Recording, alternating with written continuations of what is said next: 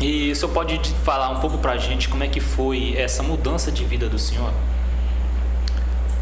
Essa mudança foi realmente um pouco radical. Eu quero até que começar, vai ser um pouco longo, um pouquinho, para vocês passarem a entender como é que foi. Não, mas estamos aqui para te ouvir. Eu tinha, antes de eu conhecer a verdade, né? Eu tinha arrumado uma família primeiro, não tive filho, graças a Deus, separei. E aí foi que eu conheci a verdade. Quando eu conheci a verdade, ela queria voltar novamente. Perguntei se ela queria voltar para conhecer a verdade. Ela não queria, digo, então tá fora. Porque meu negócio agora é Deus, é conhecer a Deus e andar com Ele. Sim. Mas ela não aceitou, tudo bem, continuei minha caminhada.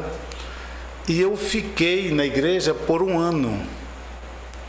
Estudando todo aquilo de estudo bíblico.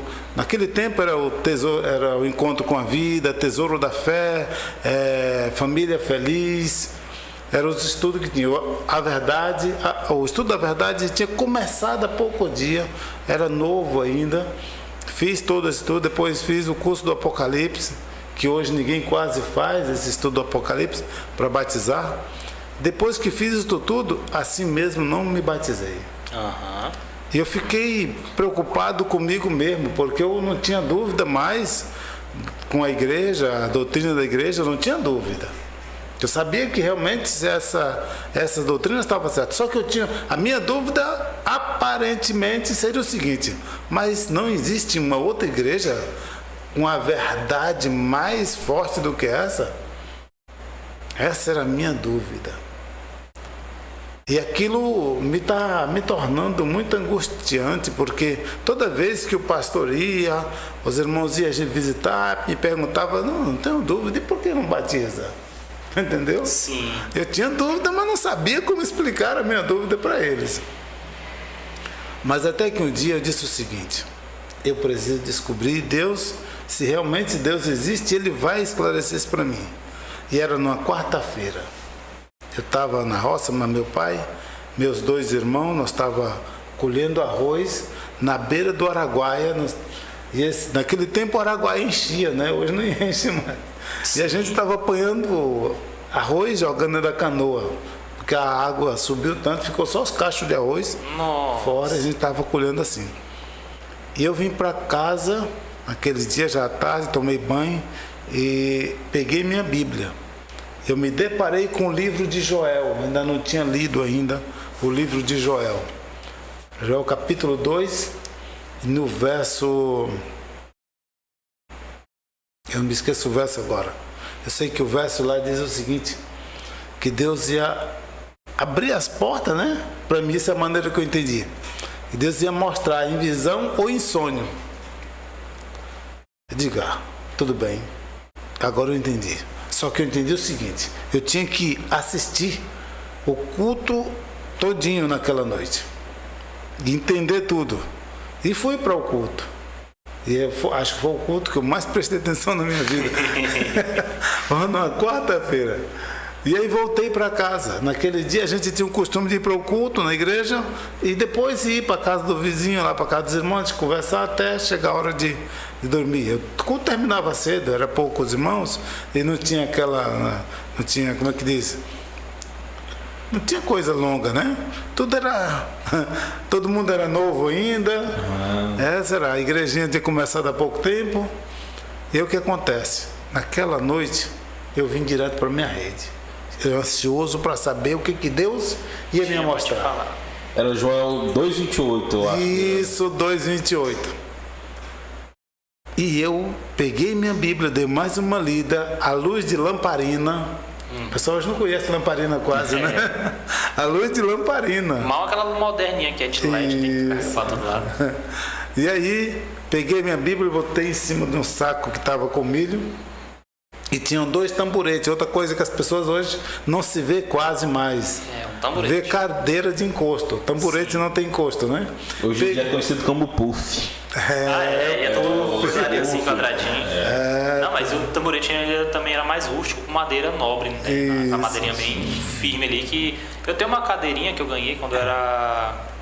Como eu comecei na escola já era um pouco grandinho, e eu ganhei uma cadeirinha, e lá, porque lá não tinha cadeira que dava pra mim sentar legal, entendeu?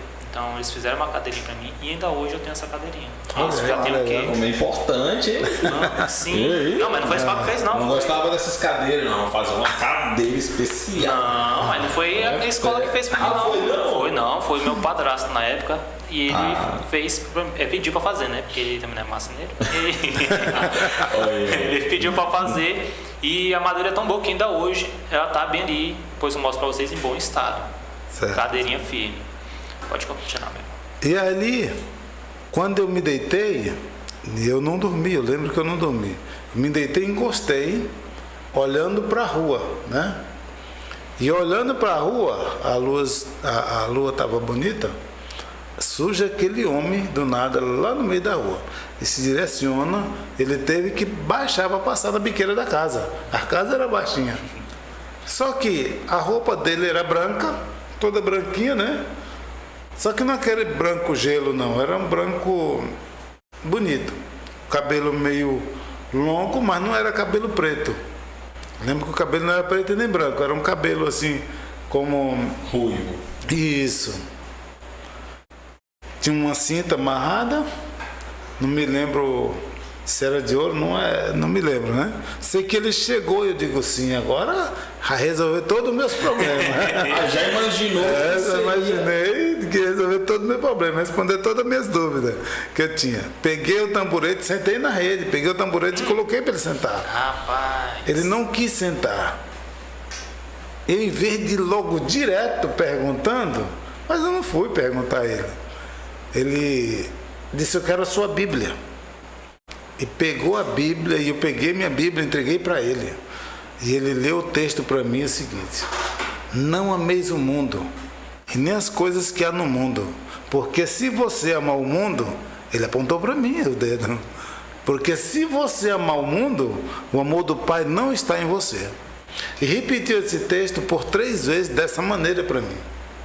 E me entregou a Bíblia e virou as costas e foi embora. Rapaz. Eu disse, não é possível, né? O senhor lembra do esse texto? Lembro. Esse eu não esqueci. Esse impactante, hein? Rapaz. Pois é.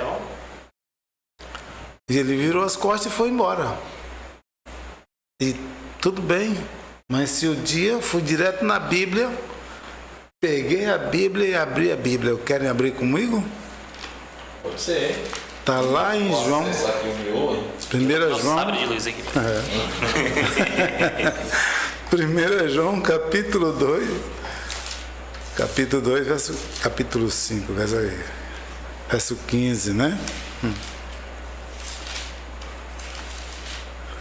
1 João 2,15. João 2,15.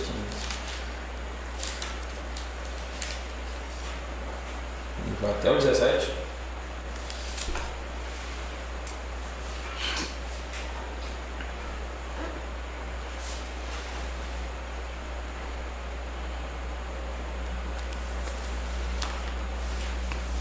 Encontrou aí? Bom, tô terminando de achar aqui, porque meu sábado ainda tô aprendendo a usar esse negócio aqui.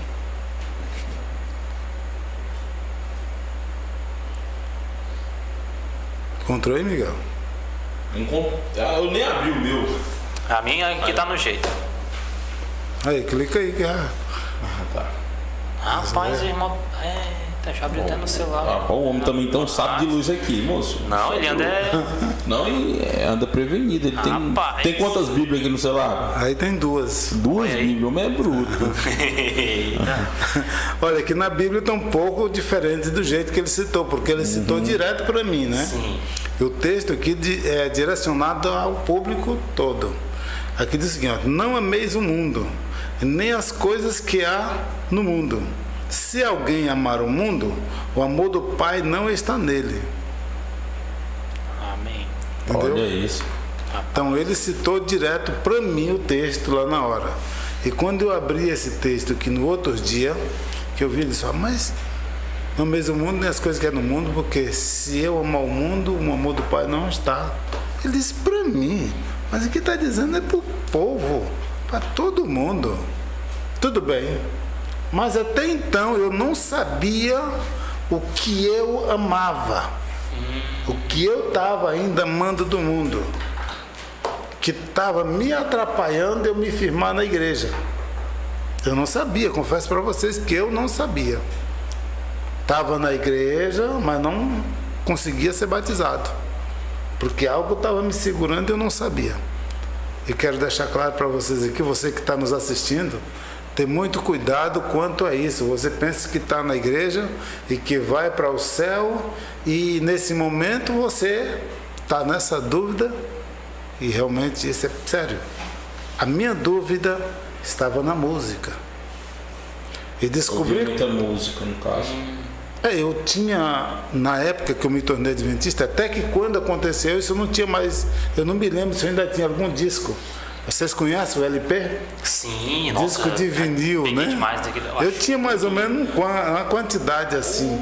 O disco, aqueles grandão? Aqueles grandes, tinha pequeno, e uma radiola. A radiola até hoje, eu tento me lembrar em que lugar que eu enfiei ela, eu não me lembro. Não lembro em que rumo que eu empurrei ela. Aí desapareceu também os discos, eu não me lembro mais quando foi que eu... Eles sumiram, não sei para quem foi, se eu dei, se eu joguei, não me lembro o que eu fiz com eles. Certo que eles desapareceram lá de casa. Então foi realmente uma virada assim de chave. Foi. Já rápido. E a coisa que isso me despertou quando eu trabalhava garimpando nesse dia. Sim. Fui garimpar, fui abaixar um buraco. E eu estava ali bem animado e cavando, jogando terra, e de repente comecei a cantar. Música de José de Camargo e Luciano. Tava no início, né? Tava no início. Eu nem não me lembro qual foi delas. Quando eu não me lembro quantas palavras que eu já tinha citado.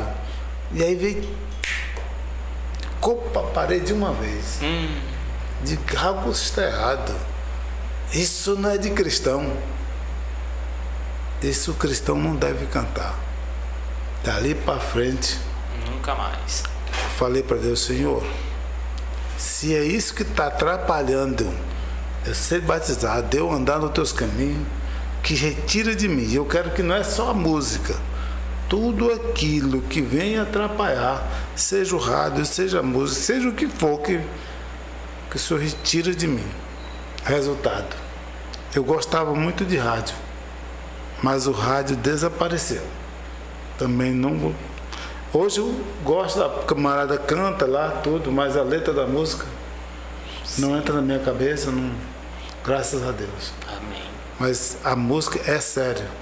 E eu quero até dizer o seguinte, hoje nossa igreja não, nossos jovens, né, estão sendo muito levados a ouvir música mundana, ou, sim, né?